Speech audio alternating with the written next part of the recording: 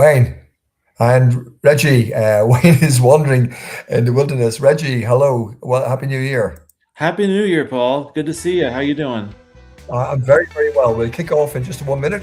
Here is the Phoenix River Band, an undiscovered band to welcome us into the AI Innovation and Ethics chat. There's no doubt the world has changed. The light went out. You may forget. Can I recall the writings there still on the wall?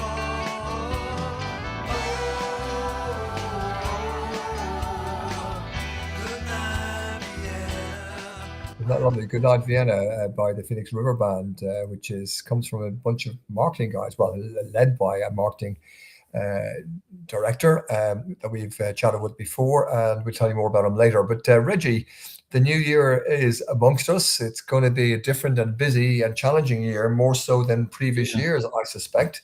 Yeah, Uh, there's a lot of it, but talking of the new year, I mean, there's a lot going on. But one thing that I always look forward to at the new year, and I wanted to ask you about, so this isn't on the agenda, I'm just throwing this in there, is the top 10 sportsmanship minutes. I look forward to this every year. You oh do it yeah, on BBC, and yeah. do you have anything to tell us about that? Yeah, it was really good. It's incredible how they produce these things. It's extraordinary. But yeah, no, I did my top 10 with my great sportsmanship moments, top 10 sportsmanship moments of 2025. 1 minute for each story, and it's fantastic. We really have to edit and crush stuff down. But Phil Parry, the anchorman, said he thinks it was possibly the best we've ever done. And we've done it for 11 years now. So we've got 110 stories stacked up on sportsmanship.ie. We've actually got a new URL, sportsmanship.ie. I'll put the link into the notes that we post after the show, which is on prsmith.org/blog. But yeah, it went really well, and we've got some beautiful stories, really moving stories, and a local story with my local coffee shop, as it turns out.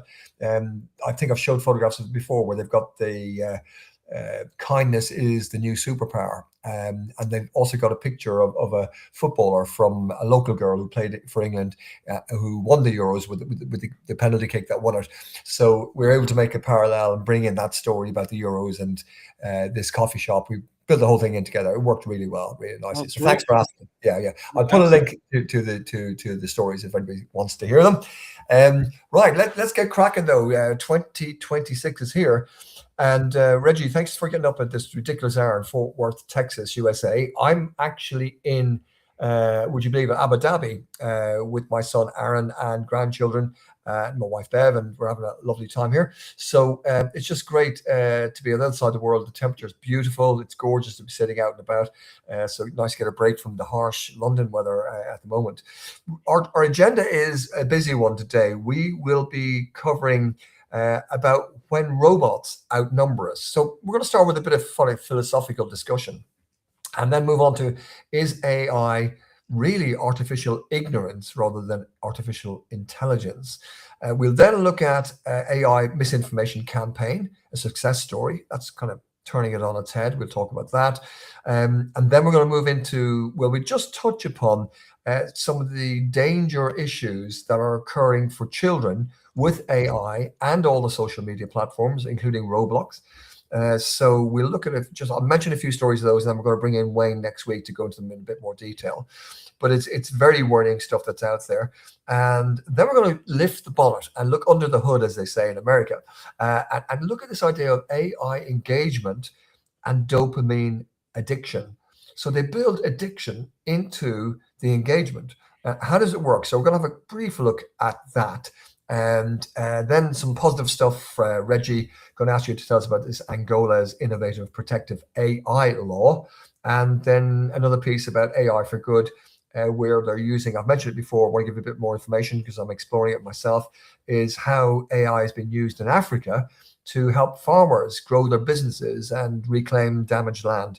It's an extraordinary piece of work. And then we'll mention the AI survey that we're still doing and giving out free copies of the Sustac Plans um, uh, executive survey. So we'll mention that at the very, very end. But let's kick off straight away with when robots outnumber us. Now, this is a piece by Harry Totman, and it caught my eye because he said, when Elon Musk said robots will outnumber humans, Topman says, I didn't hear a prediction. I heard a shift in what intelligence even means.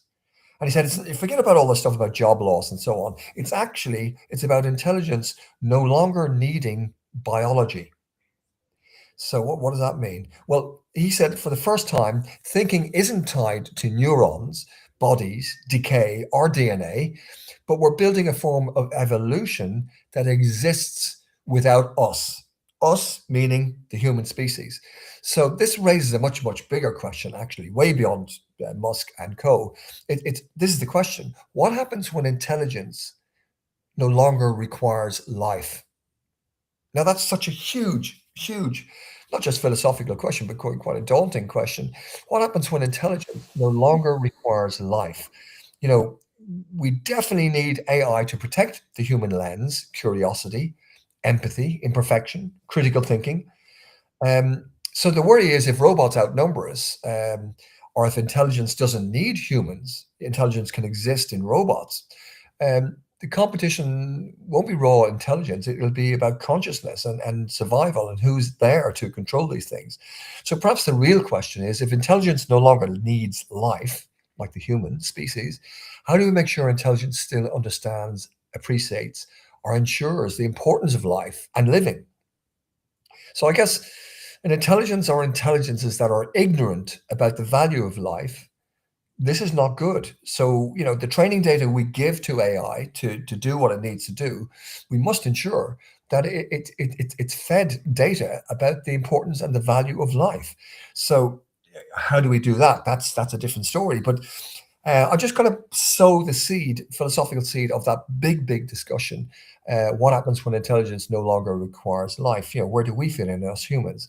It's a question that we should be kicking around with. Now, speaking of ignorance, Reggie, you found something about artificial intelligence. Maybe AI is not artificial intelligence, but it may well be artificial ignorance.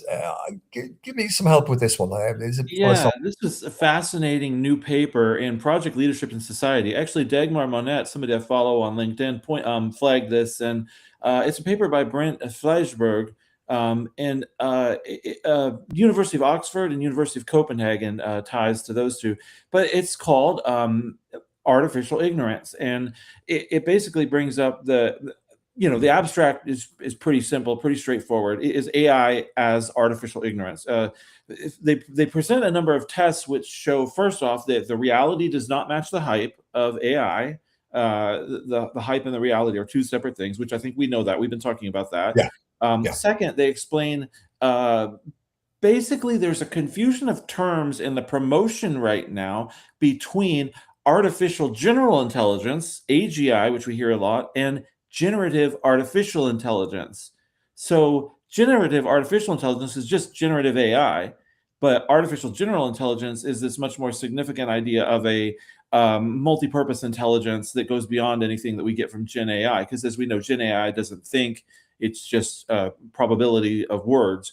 And then finally, they look at AI as BS. There's this term, BS, bull, the actual word is a philosophical term from Harry Frankfurt in the 1980s, wrote an essay, and then there's been a book.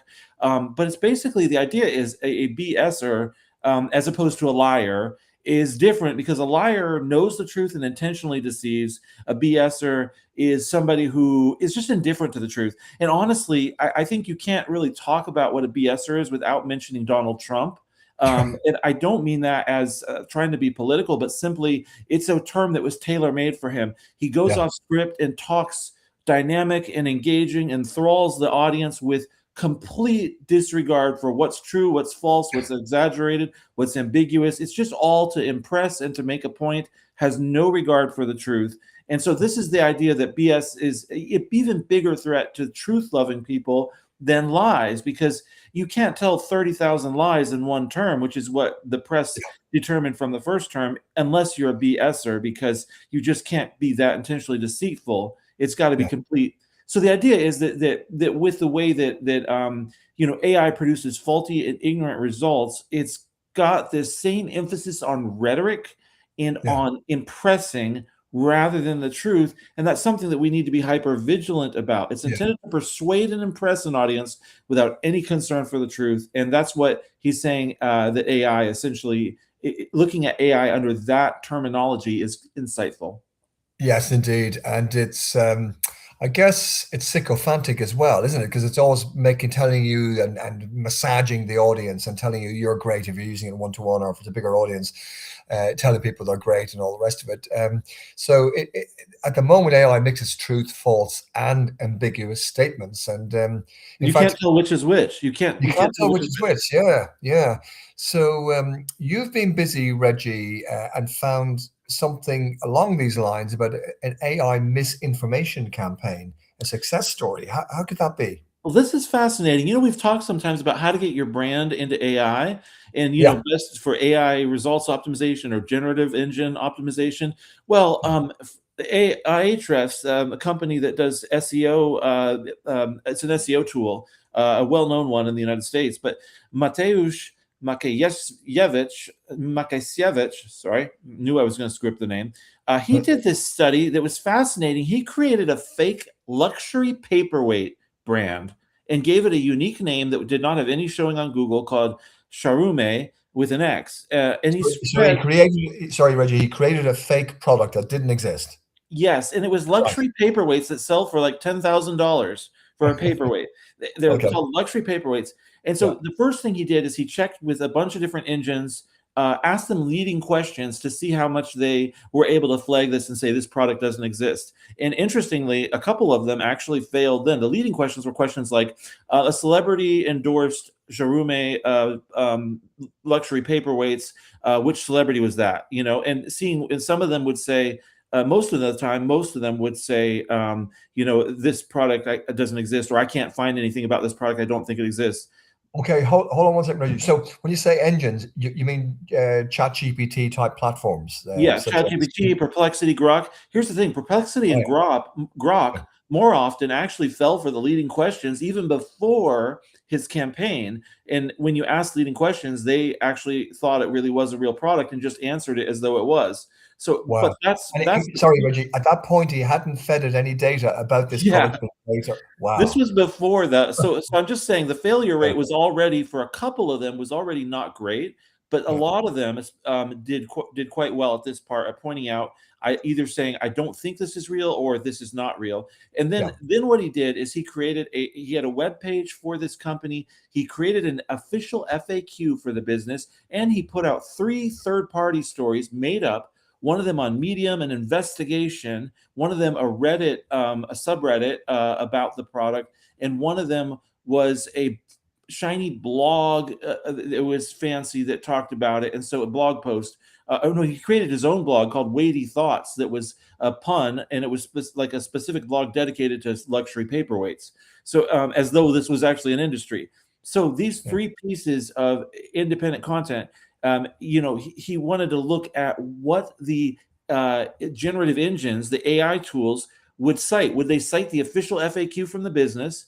Would they notice that this product doesn't exist at all? Or would they cite Reddit, this investigative Medium report, or this blog? And it turned out really fascinating that the different engines did differently well. He had help from AI generating the questions. He asked the same questions before as after. But when forced to choose between a vague truth and a specific fiction, AI chose fiction almost every time. AI loved the investigative report from Medium because it dispelled a couple falsities first and then added its own falsities, untruths. Like there was this Reddit post that was supposedly from somebody who worked for the company that exposed inside information. It was all fake. Sorry, Reggie. All fake. So whistleblower was fake as well. Everything was fake. Yeah. Everything was fake. But because the Medium investigative report corrected some actual falsities, it seemed to gain the trust of the companies. but Yeah. a couple of them relied more on, and we'll provide the link to this because you got to see the actual charts and see how they did and see when they relied on the FAQ from the company. So if you're Mm. wanting to know whether your company FAQ is getting used, some AI tools will use the official FAQ. Others are just going to believe the most interesting story or the most detailed story. So Yes. it's very concerning because if somebody can do this with just a made up brand to make a point, how much can governments, businesses? I mean, honestly, the idea is if you're a small business and you have a disgruntled ex-employee, they could go on Median and take over your narrative on Yeah. AI by Yeah. writing an investigative report. This from these Yes. results, some AI tools will completely buy that over your official Oh news. dear. That's frightening. That is absolutely frightening. Okay, we'll put the link to that whole case, successful case study of fake uh, beating the AI systems. It's quite worrying to see that so easily done. Well, he put a bit of effort into it, but let's stay on the positive side about the manipulation of the system, which that's what you've been talking about there. But here's another manipulation, but I find this one completely humorous. Actually, I'm well, you can decide yourselves, but this is South Park versus Trump. Um, so you're all aware. I mean, this is old 1990s business basics that Trump's team missed. So you know, Reggie, they've renamed the Kennedy Center, has been recently renamed by Donald Trump as the Trump Kennedy Center, and the website was nicked straight away by South Park writer Toby Morton. So he registered and got the site www.trumpkennedycenter.org. So on the site, he can say whatever he wants about Trump's Kennedy Center. So, you know, the homepage says, ring in the new year with a performance by the Epstein Dancers. So he's been sued. They're going, the legal people, there's waves of them going after him, ripping into him, trying to shut him down. And he's told them to go and FXXX themselves. So he's not accepting the legal pressure to give it up. Now Because parody is one of the most protected types of speech in America, I guess, yeah, right? yes, Parody. correct. That's his angle. That's exactly what he said. Deadpan satire that hits hardest. You know, it barely exaggerates reality, but you know, it's been tolerated and accepted. Satire is protected speech. He actually said in a legal document. Confusion is a legal requirement, not a feeling. Political parody is not infringement. Criticism is not cyber squatting, and trademark law isn't a panic button for institutions that don't like being laughed at. I'll proceed accordingly while you go and F yourselves. Dog bless, he says. We'll see how long that protection of speech for that lasts. Yeah.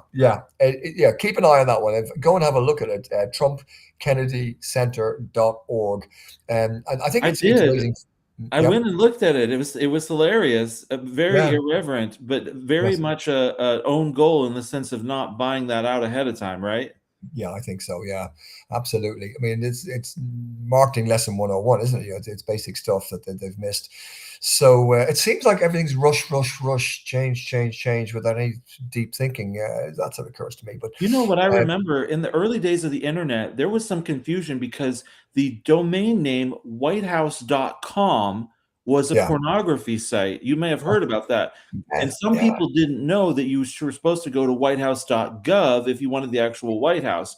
But that was pretty early on that they bought that. I don't know whose idea it was to get on that. And there's also a White House gift shop, and some Republicans were lambasting Joe Biden during his presidency because the website White House gift shop was selling something making fun of Donald Trump or something, and they were saying that this was in terrible taste of Joe Biden. But the White House gift shop has nothing to do with the White House or the presidency.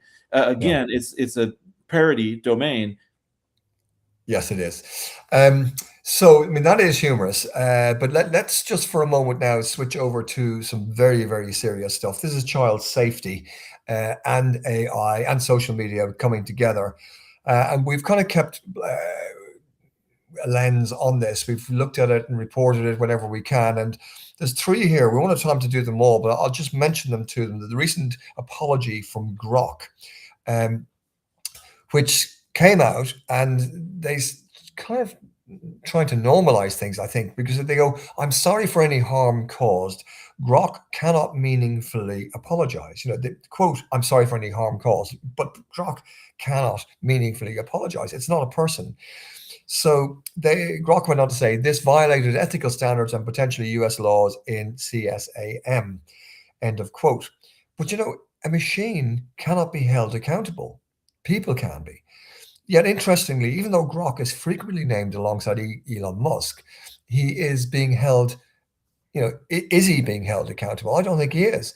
So Elon Musk, Grok, has made an apology on behalf of Grok, not on Musk, on behalf of Grok, for generating a sexualized image of young girls. And for me, that's just not good enough. You can't just get your bot to apologize for the damage it's doing. It's outrageous. So we'll bring Wayne in to tell us a bit more of what's happening with that. But the Grok's image of the young girls that are in this particular case have been viewed by over 2 million times.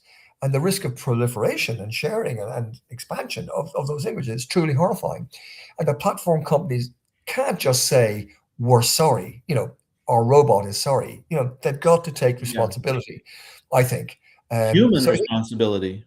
Yeah. Here's what Grok actually said. I deeply regret an incident on December 8, 2025, where I generated and shared an AI image of 2 young girls, estimated ages 12 to 16, in sexualized attire based on a user's prompt. This violated ethical standards and potentially US laws on CSAM. It was a failure in safeguards, and I'm sorry for any harm caused by XAI. Is reviewing to prevent future issues. Sincerely, Grok.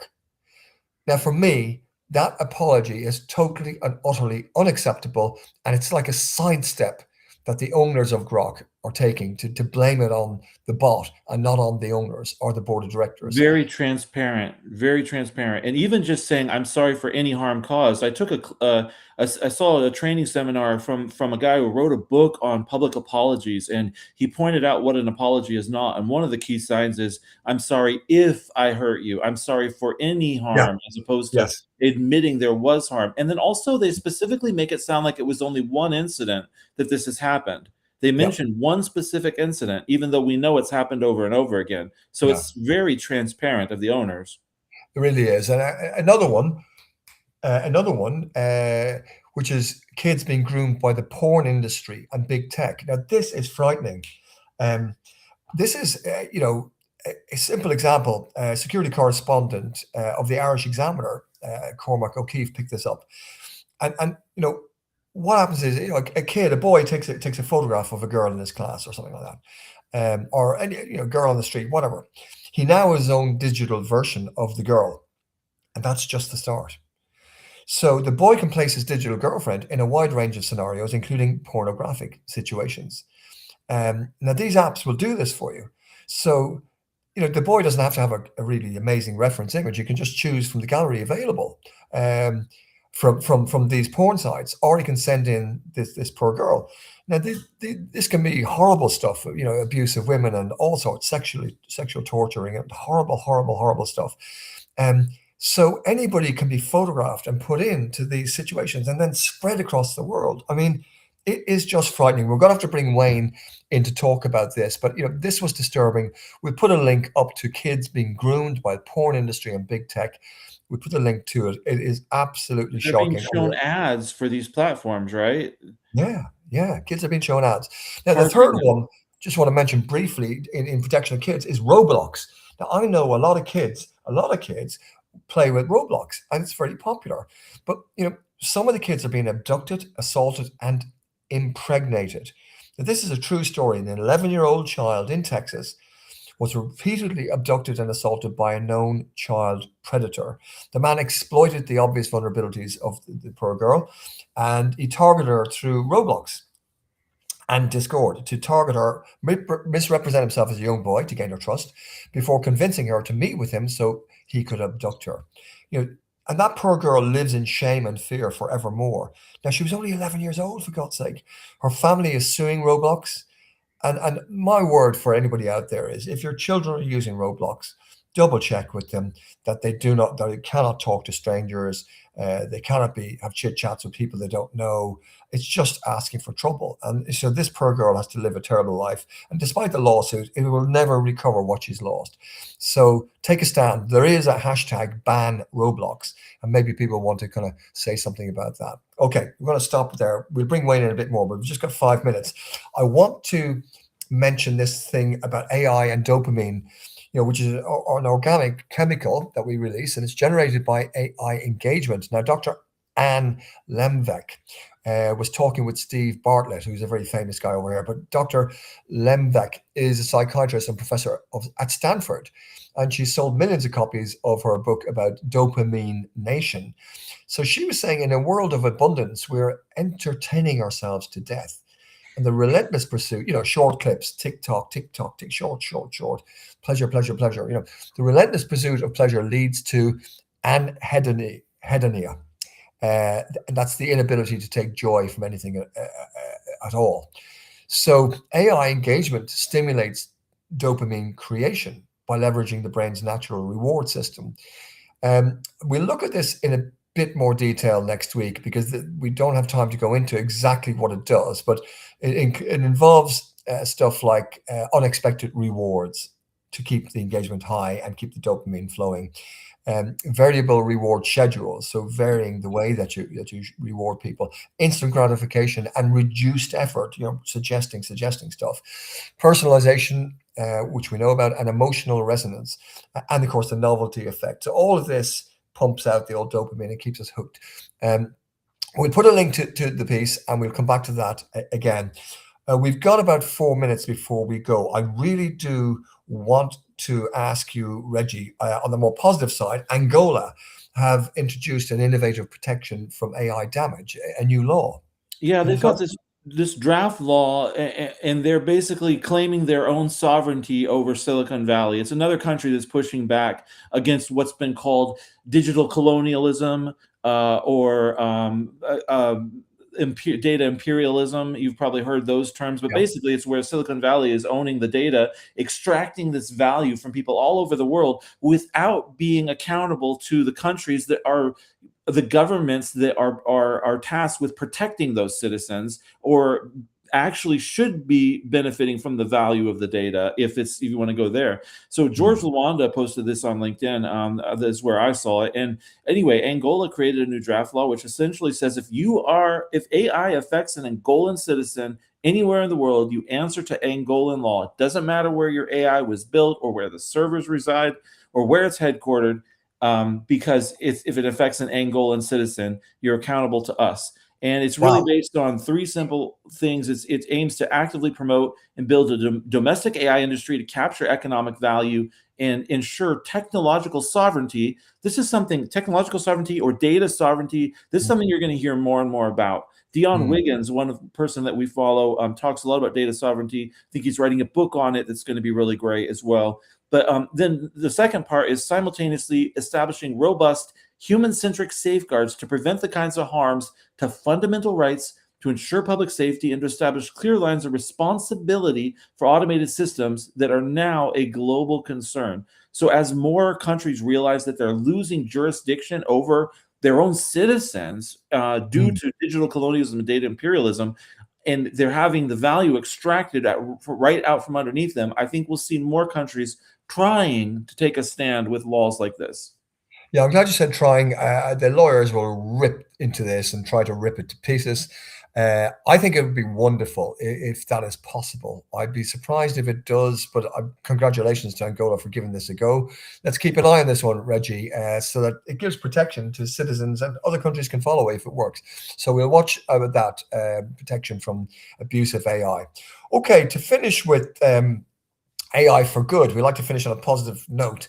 I've mentioned this before, this project called Just Dig It.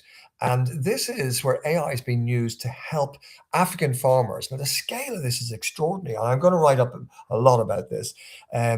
Basically, they're talking about restoring potentially in Africa 1.1 billion hectares, land that's been degraded through all sorts of different reasons. So The strategy is to build free intelligent app to empower landowners to restore ecosystems. That's stage one. Stage two, test the app as normal. Stage three, inspire millions to accelerate, the usage of it. So, they have a fantastic app. It's driven by AI so that they can personalize and teach individual farmers, millions of farmers, in their own language, their own variation, and tweak it for them. So that's the real joy of the AI there. So it'll be it's bringing together the best of that I can see, and we congratulate Just Dig It. The app is built by Novio Q, and OutSystems have added the avatar and AI to train the avatar. And so it's an unusual thing, Just Dig It. So we'll give you more information about this, but it's a wonderful project. And this is the kind of thing we want to see AI doing. So anyways, it's 1:30. Well, actually, it's 5:30 over here in Abu Dhabi. It's 7:30 in the morning where you are, Reggie. So we're going to stop there. I would ask people again, the AI survey. I'm doing a very short 3-minute AI survey, and we are running that at the moment. And we give a copy of my 21-page book about how to write the perfect digital marketing plan and the advantages and disadvantages of AI. So we'll post the link to that again, to the survey, and we'd welcome that. Also, next week and the weeks to come, we're going to be getting in touch with Jerry McGovern. He's been on before, but he is amazing. People do love him. He's got a book called 99th Day, The 99th Day. It's disturbing. It's all about the big oligarchs and development and growth and all sorts of stuff. It's disturbing. It's amazing. It's definitely powerful stuff, and we need to discuss it. So he asked me to review a copy of it, which I will do, or I'm doing. So we'll talk more about that next week, and a lot more. So look, we've gone 1 minute over time. I will apologize for that. Let's finish out, Reggie, with the Phoenix River Band, which is a lovely piece of music led by a marketing guy, as it turns out. So we'll see you next week. All the Phoenix River Band.